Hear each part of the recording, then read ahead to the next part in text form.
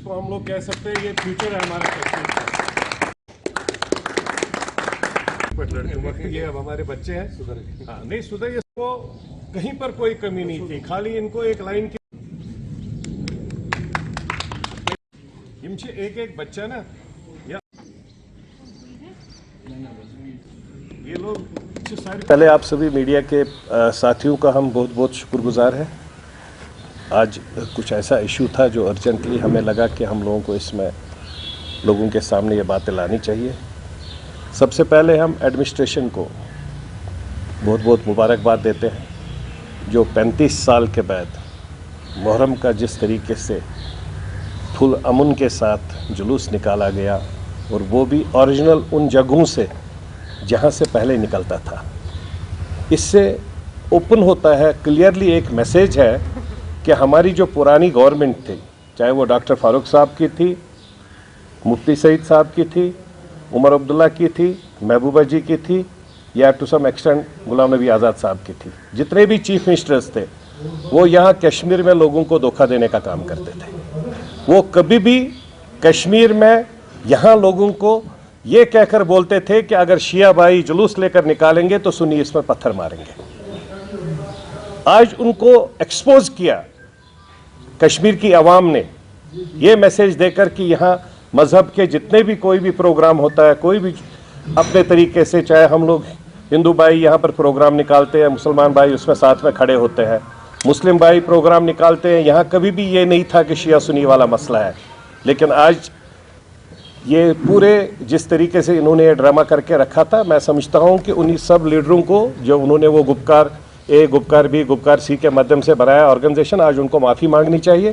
पूरे कश्मीर के कौम को, जम्मू कश्मीर के लोगों से माफ़ी मांगनी चाहिए कि भाई हमारी गलतियाँ थी, हम लोगों को धोखा देते थे। 88-89 में मिलिटेंसी क्रिएट की गई डॉक्टर फारूक के माध्यम से, गन कल्चर लाया गया कश्मीर में, कोई भी कश्मीरी ना गन लेकर पैदा हुआ था ना पत्थर लेकर पैदा हुआ था। उन्होंने गन और पत्थर देने का काम किया बच्चों को। जिस बच्चे के हाथ में कलम होना चाहिए, जिस बच्चे को हम लोग पढ़ लिख कर ब्यूरोक्रेट अच्छा बनाना चाहते हैं, उसका अपना कैरियर चाहे वो बिजनेस में करे, स्पोर्ट्स में करे या ब्यूरोक्रेटिक सेटअप में आ जाए, हम लोग चाहते हैं बच्चे उस तरीके से पढ़ लिख ले। लेकिन नेशनल कॉन्फ्रेंस ने उनके हाथ में गन और पत्थर देने का काम किया, और आज उनको शर्म नहीं आती है। फारूक अब्दुल्ला के टाइम भी कितने बच्चे मारे गए, उमर अब्दुल्ला साहब के टाइम में 129 बच्चे मारे गए, उसके बाद में महबूबा जी के टाइम 124 बच्चे मारे गए। आज तक कहीं पर कोई कार्रवाई नहीं हुई। मैं आज एलजी साहब से गुजारिश करना चाहता हूँ और उन 124 और 129 बच्चों के वालिदान से गुजारिश करना चाहता हूँ, आप सब लोग एफआईआर की कापियाँ जमा करो, या तो मेरे पास दो, नहीं तो एडमिनिस्ट्रेशन के पास दो। इन दोनों लीडरों के खिलाफ में कार्रवाई होनी चाहिए। ये जो यहाँ पर कत्ल गारत हुआ, इनके जिम्मेवार ये है। इन लोगों के खिलाफ में जब कार्रवाई होगी, कश्मीर में ये गंदा माहौल जो इन्होंने खराब किया था, कश्मीर में पीसफुल एटमॉस्फेयर को दूर रखने का जो इन्होंने काम किया, वो वंस फॉर ऑल खत्म हो जाएगा।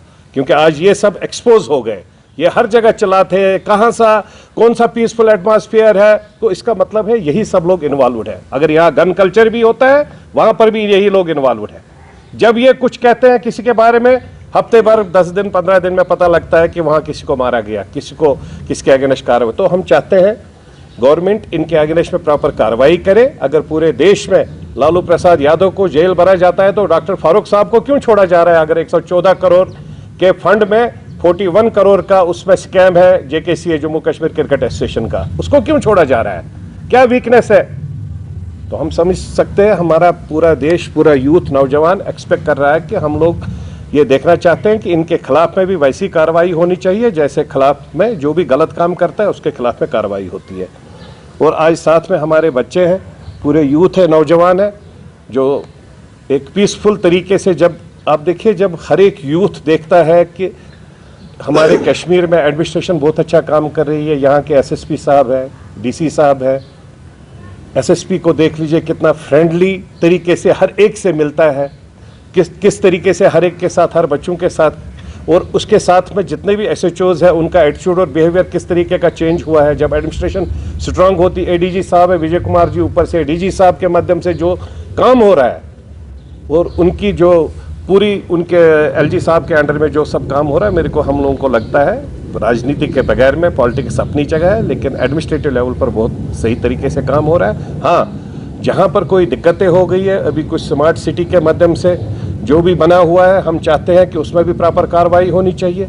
क्यों दुकानों में पानी जा रहा है? कल पोलो व्यू में हर जगह, मैं भी वहाँ मार्केट में घूम रहा था, सबके यहाँ पर पानी। ठीक है, बारिश ज़्यादा गिर गई, लेकिन अगर बारिश ज़्यादा गिरी या कम गिरी उससे कोई लेना देना नहीं, उन सब चीज़ों में कार्रवाई होनी चाहिए। अगर हमने नए टेक्निक लगाए, पेरिस के बेस पर हमने कहा कि पेरिस के बेस पर हम लोग इसको बनाएंगे, ड्रेनेज सिस्टम हमारा क्यों खराब हो गया है? हम मान सकते हैं कि कहीं पर पूरा काम नहीं हुआ है, उसकी वजह से पूरा ठीक नहीं हुआ है, लेकिन जहां पर पूरा काम हुआ, पोलो व्यू साइड में तो पूरा काम हुआ है, वहां पर क्यों पानी जा रहा है दुकानों के अंदर में?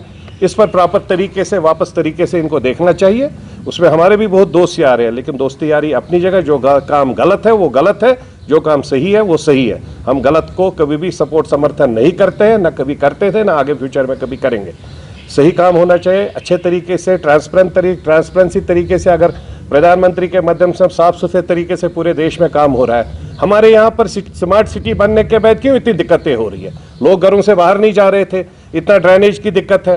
पिछले 5 साल से पूरा फंड आया है, वो फंड कहाँ गया अगर ड्रेनेज का काम नहीं हो रहा है? तो हम चाहते हैं जितना भी टाइम बचा है, इसमें प्रॉपर तरीके से ड्रेनेज के ऊपर काम होना चाहिए। लोगों को फैसिलिटी मिलनी चाहिए, लोगों को ये फीलिंग आनी चाहिए कि हम एक ऐसी सिटी में रहते हैं जिसको हम लोग जन्नत का द्वार कहते हैं। बहुत बहुत धन्यवाद।